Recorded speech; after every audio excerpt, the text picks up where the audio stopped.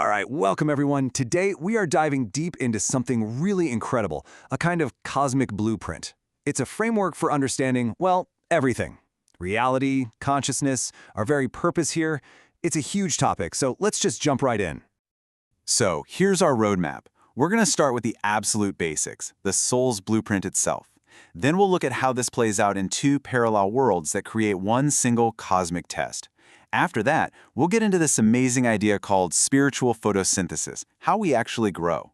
Then we'll talk about the ultimate goal, what this is all for, which is called grasping the divine string. And to top it all off, we're going to uncover a hidden cosmic code that might just tie this whole thing together. Okay, first stop, the soul's blueprint. Before we can talk about anything else, we have to start with the most fundamental building block of reality. And no, it's not atoms or particles. It's consciousness itself. So at the absolute heart of this are two concepts, the nafs and the ruh. Think of the nafs as the universal self, and the ruh as the divine spirit. And here's the key, the absolute first thing to grasp. This core consciousness is gender neutral. It's non-binary. It exists before it's ever placed into a physical vessel. So while a body might come in a pair with its own assigned role, consciousness itself, it's pure potential, beyond those labels.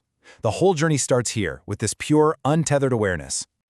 Okay, so this pure consciousness needs a place to be. And this framework gives us two primal vessels, two archetypes. You can almost think of them as two different pens destined to write the story of existence.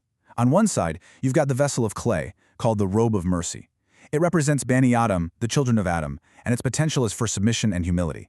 On the other side, you have the vessel of fire, or mountain, called the staff of might.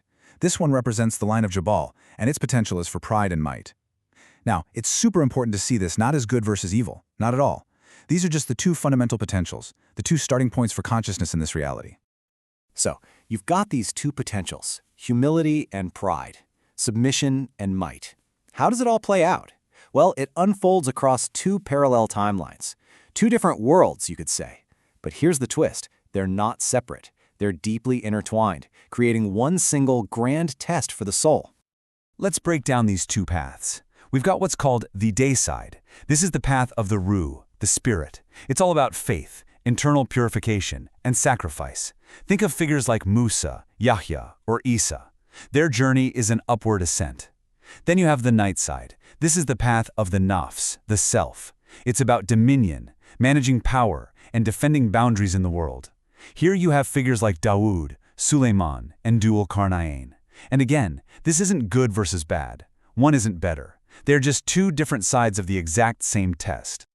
And this is where it gets absolutely wild. These timelines aren't just parallel. They cross over and influence each other in major ways. The perfect example? Think about Pharaoh, who challenges Musa on the dayside timeline. Where does his power come from?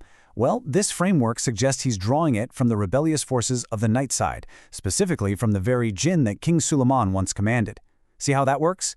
The events and powers from one path directly fuel the challenges and tests on the other. It's all one big, interconnected playing field. Okay, so we have this massive test field, right, with these intersecting timelines.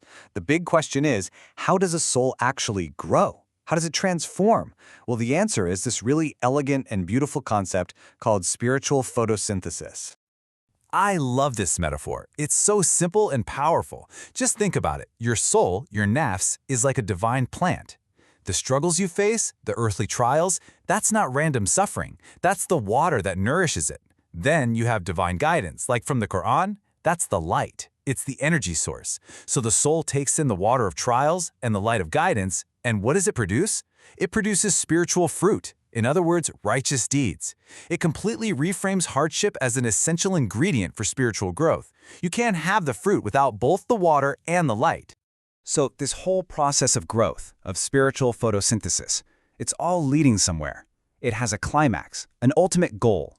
And that goal is to achieve a single, direct, unbreakable connection to the divine. This is where we get to the idea of grasping the divine string. Just listen to these words, based on verses from the Quran.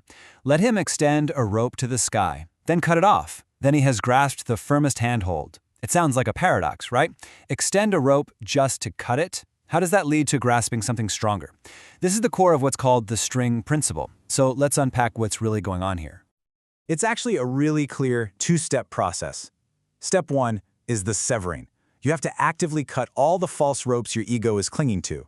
We're talking about pride, fear, your attachments to this world, the illusion that you own anything at all. You have to literally let it all go. And then, once your hands are empty, that's when you can move to step 2, the holding. Because only then can you finally grasp the one, single, unbreakable string that God has been extending to you all along. And what is that string? It's pure, unadulterated submission.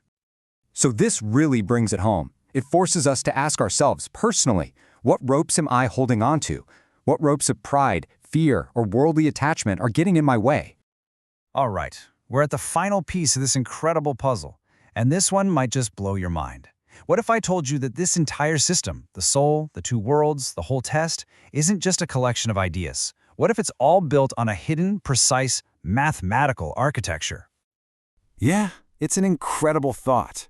The source material we're looking at suggests that the whole system is sealed, like with a divine signature. It's a mathematical code that locks it all in place and ensures its integrity. It's a guarantee that the message hasn't been corrupted. And that divine lock is the number 19. It's mentioned specifically in Surah 74 of the Quran, where it's described as something really interesting. It's a trial for those who doubt, but a source of absolute certainty for those who believe. It's like a cosmic watermark, a divine signature, guarding the core of the whole message. But it doesn't just stop at 19. This code seems to unlock a deeper pattern, an underlying blueprint based on the numbers 3, 6, and 9. And when you look, you start to see it everywhere. Surahs that resonate with the number 3 often tackle themes of pride and the fall. Those connected to 6 tend to revolve around knowledge and finding balance. And the ones tied to 9, they're often about the ultimate showdown between truth and falsehood. It suggests this incredible intentional design, like a crystal, where the message and the math are perfectly woven together. So, that brings us to the final thought-provoking question for you to take away.